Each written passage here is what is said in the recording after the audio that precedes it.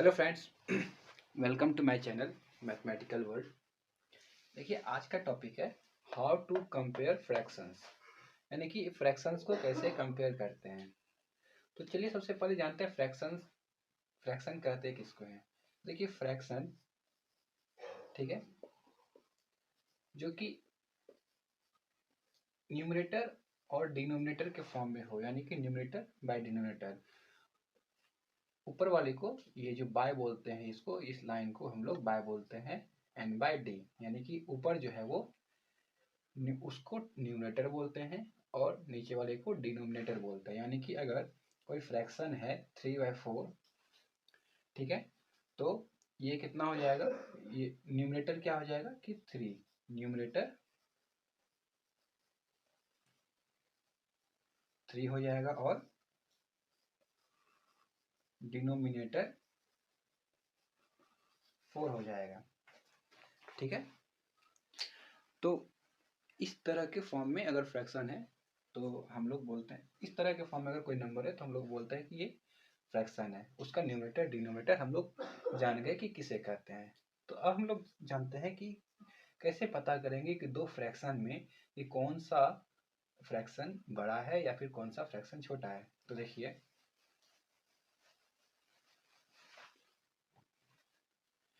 इसके कुछ अलग अलग तरीके हैं, ठीक है। तो सबसे पहली बात कि अगर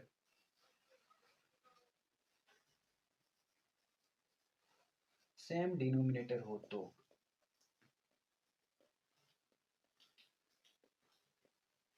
यानी कि डिनोमिनेटर अगर सेम हो तो हम लोग कैसे पता करेंगे कि कौन सा फ्रैक्शन बड़ा है। तो देखिए एग्जांपल ले लेते हैं, एक जिसे 3/4 है और एक 5/4 है। तो डिनोमिनेटर देखिए ये 4 है, डिनोमिनेटर भी 4 है, दोनों का डिनोमिनेटर सेम है। अब जब इस तरह के फ्रैक्शन को कंपेयर करना आता है तो बहुत इजी होता है। क्या होता है कि जब डिनोमिनेटर सेम है तो जो न्यूमरेटर बड़ा है, जिसका न्यूमरेटर बड़ा है वही फ्रैक्शन बड़ा हो जाएगा।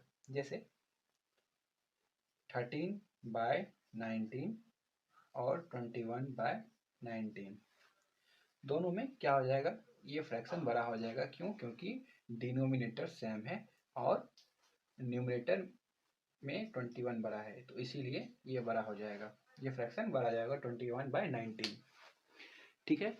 अब एक तरह के फ्रैक्शन को तो हम लोग जान गए।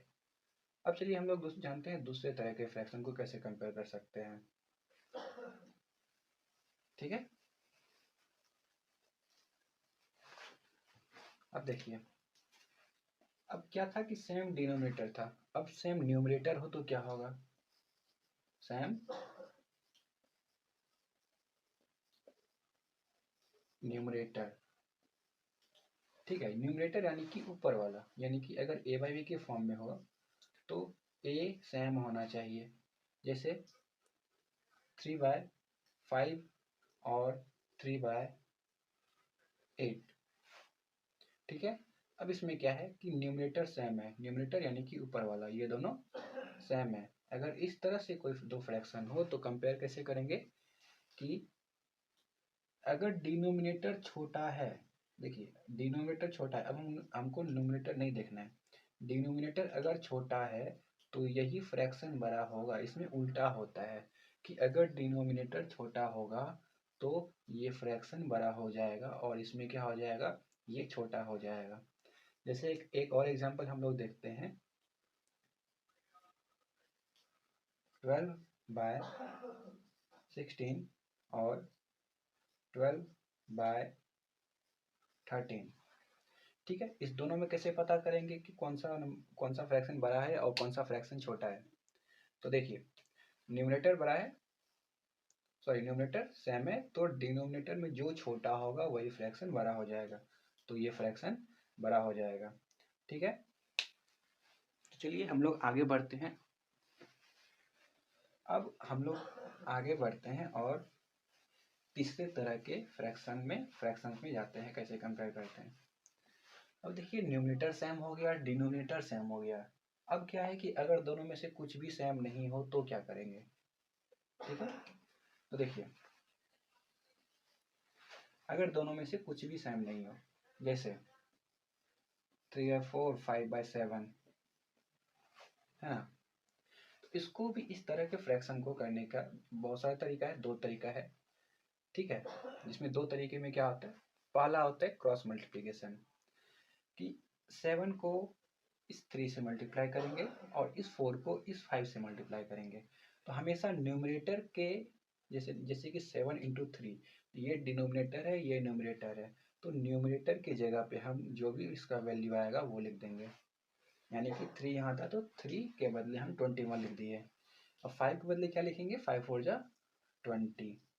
अब देखिए दोनों में से कौन बड़ा है, तो दोनों में से 21 बड़ा है। और इस तरह से हम लोग बोल सकते हैं कि 21 किसके बदले था, 3 के बदले था। तो 3/4 जो होगा वो 5/7 से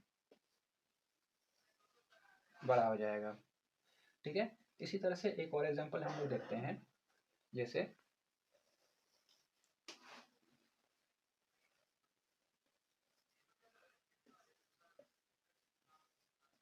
ठीक है 9/8 और 6/5 है।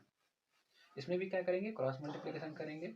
9 5 जा 45 और 8 6 जा 48। तो दोनों में से कौन बड़ा, 48 बड़ा है।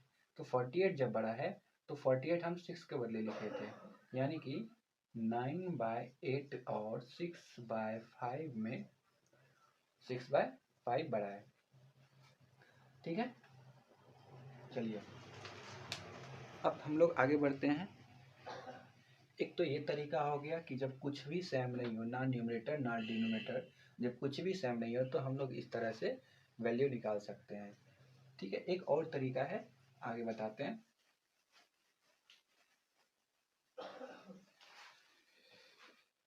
अब देखिए जैसे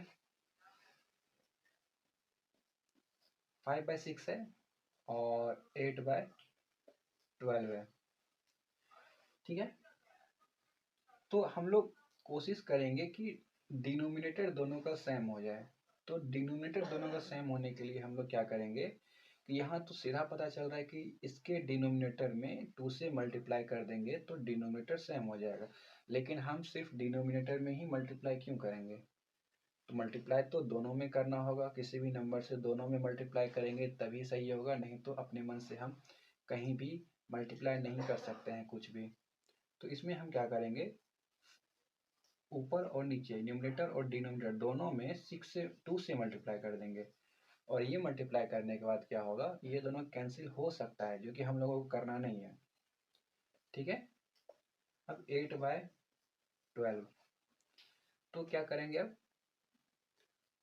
5 2 जा 10, 12 8 12, ठीक है। अब देखिए जब डिनोमिनेटर सेम हो गया तो हम लोग को पता चल रहा है कि ये 10/12 जो है वो बड़ा है, यानी कि 5/6 और 8/12 में 5/6 बड़ा है, ठीक है। ये तो हो गया कि चलिए इसको मल्टीप्लाई करने पे आ रहा है ये, अगर नहीं आए तो क्या करेंगे, यानी कि दोनों में थोड़ा अंतर होना चाहिए। जैसे अभी एग्जांपल से आप लोगों को पता चल जाएगा। जैसे एक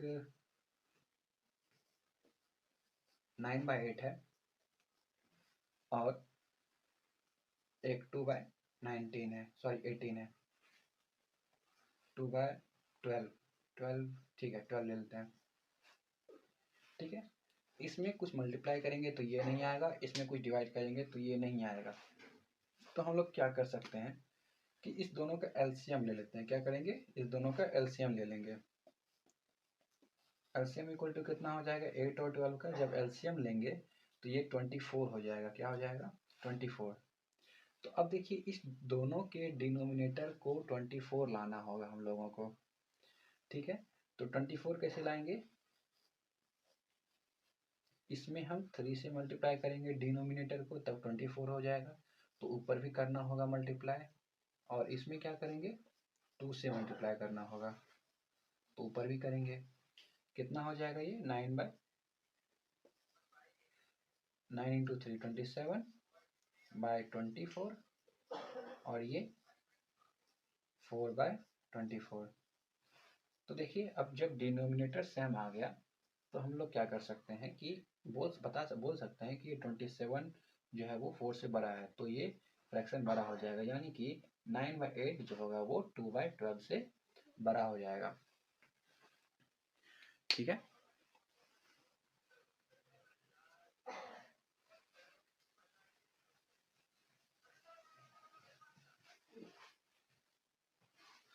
तो चलिए अब देखते हैं कुछ ऐसा तरीका जिससे कि हम तुरंत पता कर सकते हैं कि कौन सा फ्रैक्शन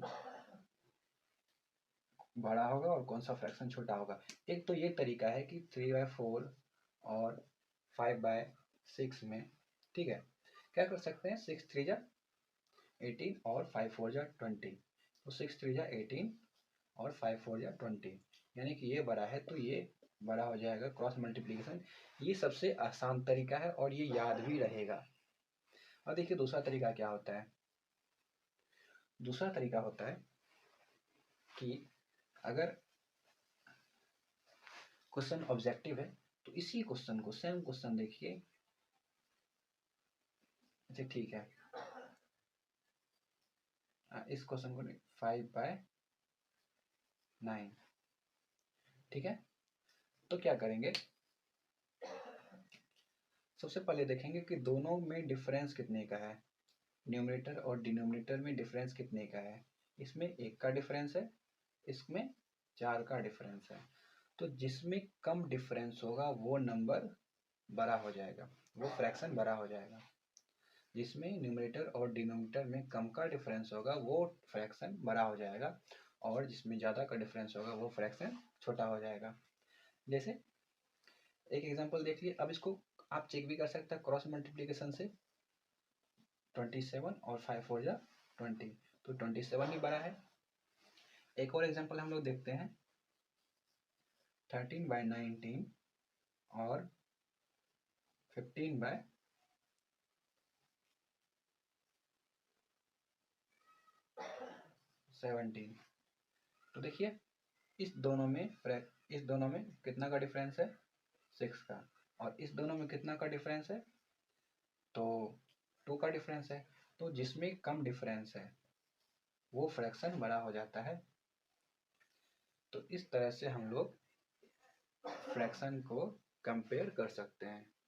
तो अगर आप लोगों को ऐसा ही वीडियो आगे भी देखना है तो वीडियो को लाइक कीजिएगा और चैनल को भी सब्सक्राइब कीजिएगा। धन्यवाद।